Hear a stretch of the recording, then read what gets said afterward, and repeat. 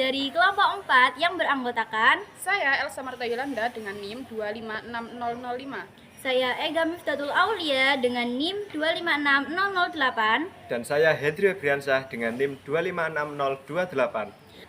Di sini kami akan memberikan penjelasan mengenai teori semiotika. Kalian tahu nggak sih semiotika itu apa? Yuk kita simak video berikut ini. Semiotika merupakan ilmu yang mempelajari tanda, cara tanda bekerja, dan bagaimana manusia memberikan makna terhadap tanda tersebut. Dalam kehidupan sehari-hari, manusia selalu berinteraksi dengan berbagai macam tanda. Tanda tidak hanya berupa kata-kata, tetapi juga gambar, warna, ikon, gestur, suara, hingga cara berpakaian. Misalnya, warna merah sering dimaknai sebagai tanda bahaya atau larangan. Lambang hati sering dimaknai sebagai cinta atau kasih sayang. Bahkan, emoji yang kita gunakan dalam percakapan digital juga merupakan tanda yang memiliki makna tertentu. Semua contoh tersebut dapat dikaji melalui pendekatan semiotika. Ilmu semiotika berkembang melalui pemikiran tokoh penting.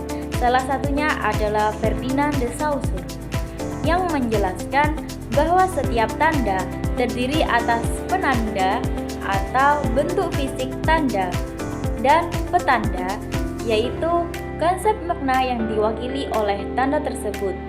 Misalnya kata pohon adalah penanda, sedangkan gambaran pohon dalam pikiran kita merupakan petandanya. Saat ini, semiotika tidak hanya digunakan dalam bidang linguistik, tetapi juga diterapkan dalam sastra, komunikasi, periklanan, film, media massa, budaya populer, bahkan media sosial. Melalui semiotika, kita dapat memahami pesan-pesan yang tidak selalu disampaikan secara langsung, tetapi tersembunyi di balik simbol, gambar, atau bahasa yang digunakan. Dapat disimpulkan bahwa semiotika adalah ilmu yang mempelajari tanda dan proses pembentukan makna dalam kehidupan manusia. Tokoh-tokoh penting yang melahirkan teori semiotik dalam kajian karya sastra beserta biografi singkat dan karya pentingnya. Yang pertama ada Ferdinand de Saussure.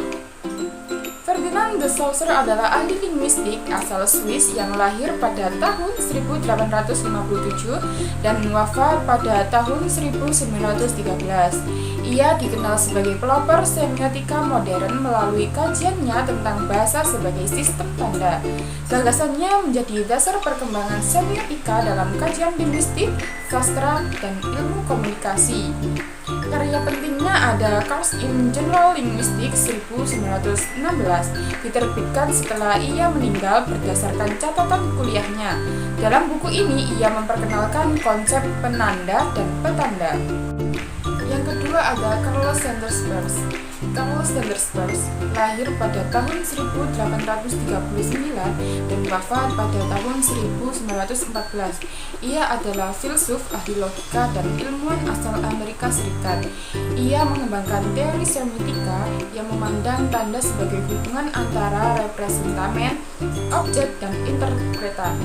Teorinya banyak digunakan dalam analisis sastra, media, dan budaya.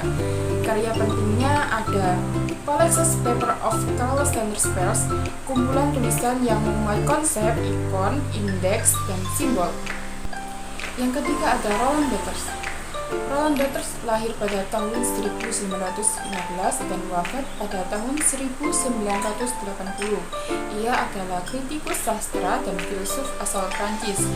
Ia mengembangkan semiotika Saussure untuk menganalisis sastra, media, dan budaya populer.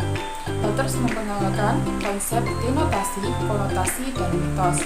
Karya pentingnya ada Methodologis 1957 dan Element of Semiology tahun 1964. Yang keempat ada Michael Riveter. Michael Riveter lahir pada tahun 1924 dan wafat pada tahun 2006. Dia adalah kritikus sastra asal Prancis yang mengembangkan semiotika khususnya untuk analisis puisi dan karya sastra. Menurutnya, makna sastra tidak hanya dipahami secara harfiah, tetapi melalui pembacaan semiotik. Karya pentingnya ada Semantic of Poetry tahun 1978 yang membahas konsep heuristik, hermeneutik, matriks, model, dan hipogram. Landasan teori yang menjadi acuan utama dalam pelaksanaan penelitian ini. Teori yang digunakan dalam penelitian ini adalah teori seomotika Ferdinand de Saussure. Secara umum, seomotika merupakan cabang ilmu yang mengkaji tanda beserta proses terbentuknya makna melalui tanda tersebut. Dalam kehidupan sehari-hari, manusia memanfaatkan berbagai jenis tanda seperti bahasa, simbol, gambar, warna, maupun bentuk representasi lainnya sebagai sarana untuk menyampaikan pesan dan makna.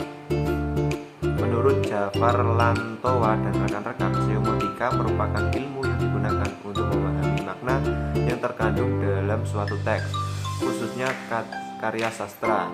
Sejalan dengan pendapat tersebut, Burhan Nurgiantoro menyatakan bahwa karya sastra merupakan suatu sistem tanda yang mengandung makna tertentu.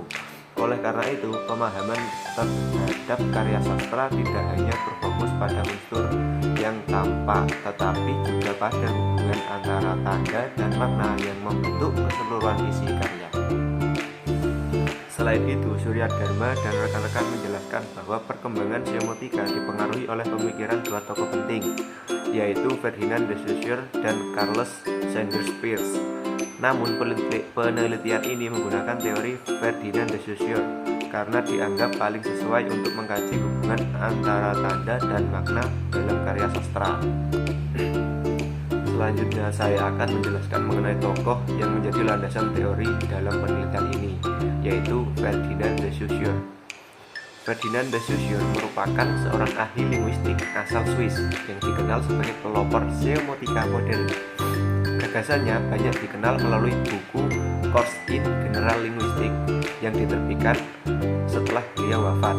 Dalam teorinya, Saussure menjelaskan bahwa setiap tanda tersusun atas dua unsur utama, yaitu penanda atau signifier dan petanda atau signified. Penanda merupakan bentuk fisik suatu tanda, misalnya kata, tulisan, gambar, ataupun simbol. Sementara itu, petanda merupakan konsep atau makna yang diawali oleh bentuk tersebut. Menurut Saussure, hubungan antara penanda dan petanda bersifat arbiter. Artinya, makna suatu tanda terbentuk berdasarkan kesepakatan masyarakat sehingga dapat berbeda sesuai dengan budaya dan konteks penggunaannya. Hingga saat ini, teori Ferdinand de Saussure masih banyak digunakan dalam berbagai penelitian. Konsep penanda dan petanda diterapkan untuk menganalisis berbagai objek kajian seperti puisi, novel, film, lirik lagu, iklan, media sosial, hingga berbagai fenomena budaya. Hal tersebut menunjukkan bahwa teori ini masih relevan dalam menjelaskan proses pembentukan makna pada berbagai bentuk komunikasi. Selanjutnya berkaitan dengan konsep dan indikator penelitian. Analisis dilakukan berdasarkan teori semiotika Ferdinand de Saussure. Langkah pertama adalah mengidentifikasikan penanda, yaitu kata, frasa, simbol, atau ungkapan yang muncul dalam karya sastra. Setelah itu ditentukan petanda, yaitu konsep atau makna yang diwakili oleh penanda tersebut. Tahap berikutnya adalah menganalisis hubungan antara penanda dan petanda untuk mengetahui bagaimana makna terbentuk.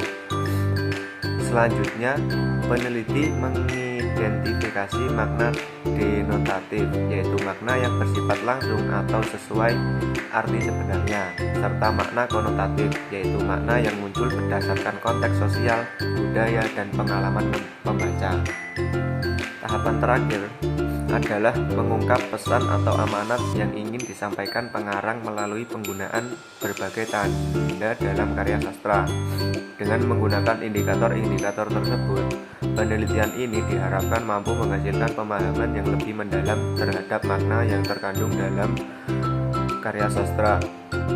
Dengan demikian pemaparan mengenai bab 3 landasan teori. Teori semotika Ferdinand de Saussure menjadi dasar analisis dalam penelitian ini karena mampu menjelaskan hubungan antara tanda dan makna sehingga pesan yang terkandung dalam karya sastra dapat diinterpretasikan secara lebih mendalam. Setelah menyimak video dari kami, Pasti kalian sudah paham kan? Untuk itu kami pamit undur diri. sampai jumpa. One is the loneliest number that you'll ever